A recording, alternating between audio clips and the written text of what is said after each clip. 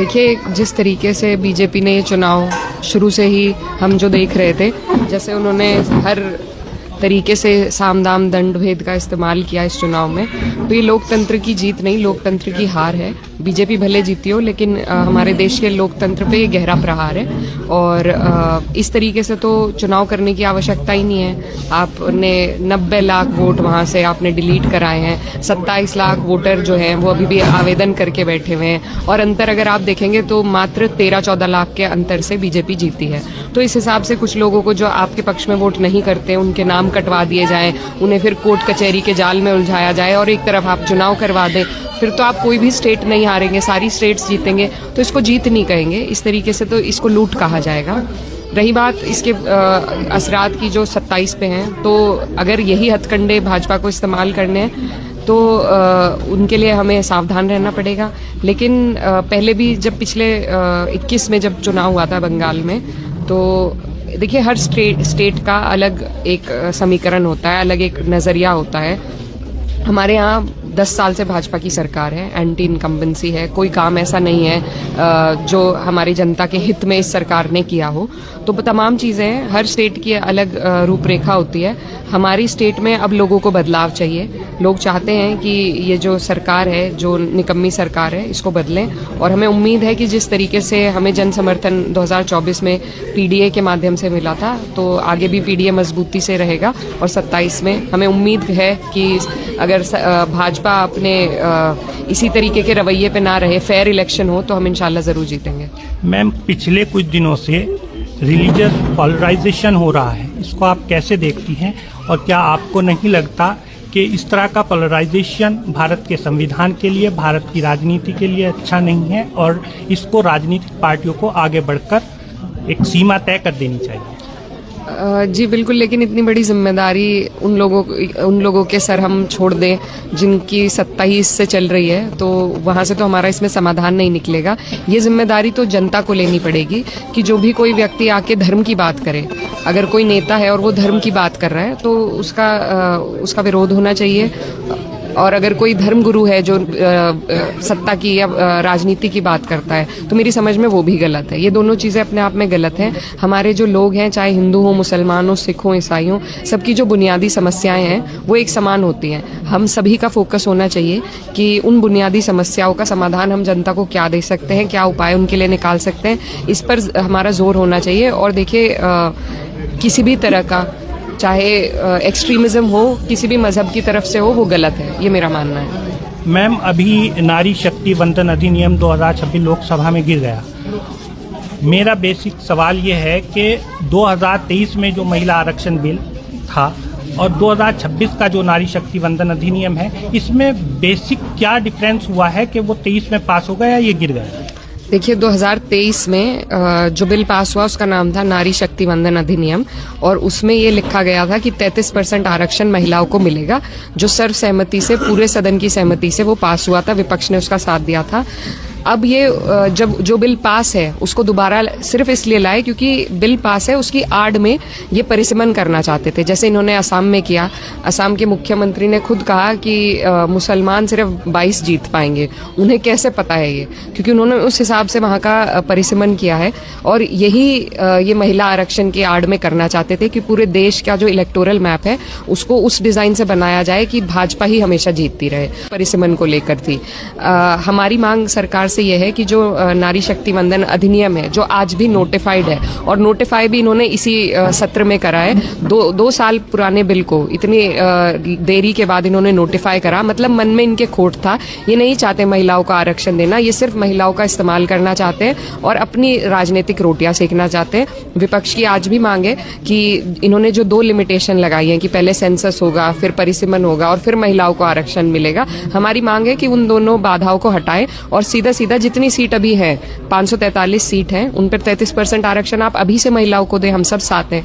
ये तो वही बात है कि आपने 2 ऐसे पड़ाव महिलाओं के सामने रख दिए जिसे पार करना इतना मुश्किल है, क्योंकि ये दोनों ही बहुत ही पॉलिटिकल मुद्दे हैं। नॉर्थ साउथ का इसमें सवाल खड़ा होता है, सेंसस में जातीय जनगणना का सवाल खड़ा होता है। तो इतने बड़े पॉलिटिकल मुद्दों में इन्होंने महिला आरक्षण को उलझा दिया है, क्योंकि ये चाहते नहीं है, इनकी नीयत नहीं है कि महिलाएं आगे बढ़े।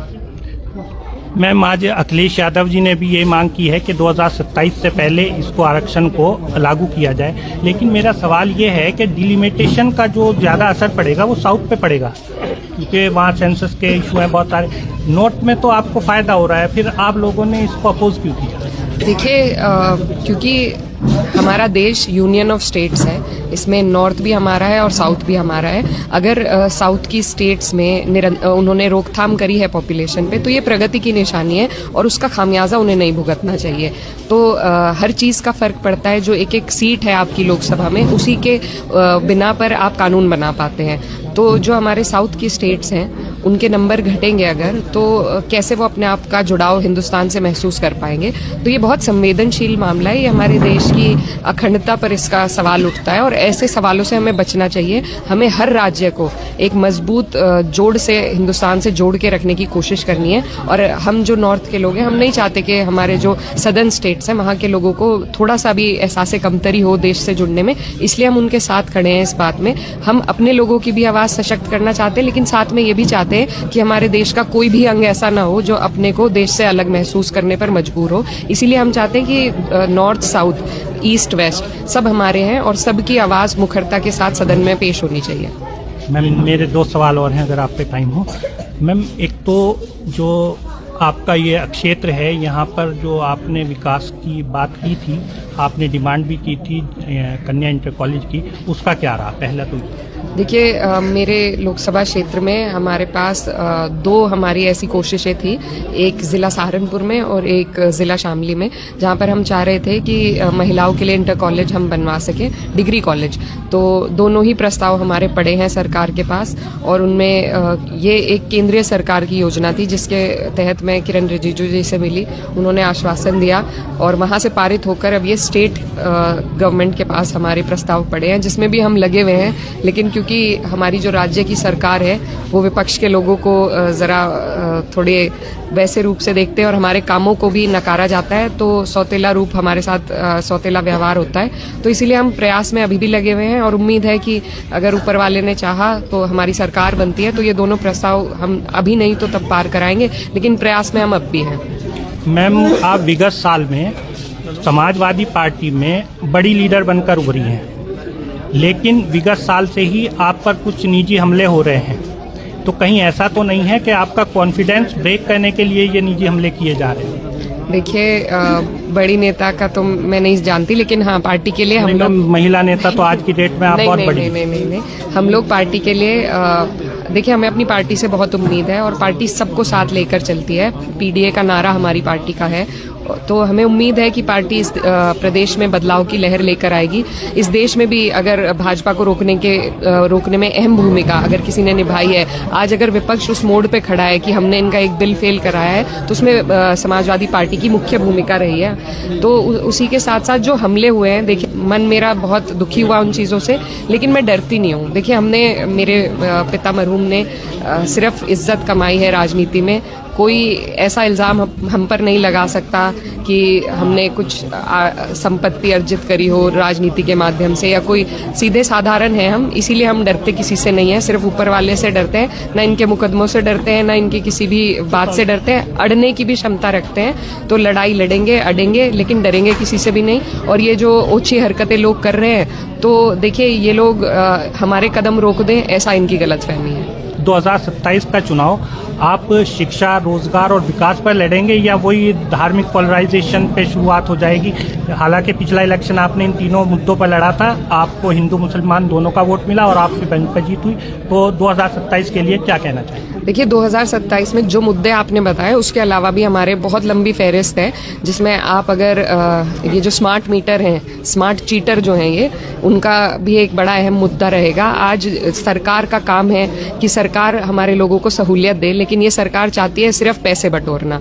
तो आज तक इन्होंने अभी तक बिजली के कनेक्शन दे नहीं पाई है सरकार सभी को, लेकिन स्मार्ट मीटर के माध्यम से लोगों से पैसे अर्जित करने के लिए इन्होंने जो एक काला फैसला लिया है, इसके खिलाफ भी ये भी हमारे एक एजेंडे में मौजूद है। किसानों की आय हमारे राष्ट्रीय अध्यक्ष जी ने अभी एक किसान सम्मेलन में वादा किया है कि क्योंकि मेरी लोकसभा में गन्ने की बेल्ट है, तो उन्होंने कहा है कि जैसे ही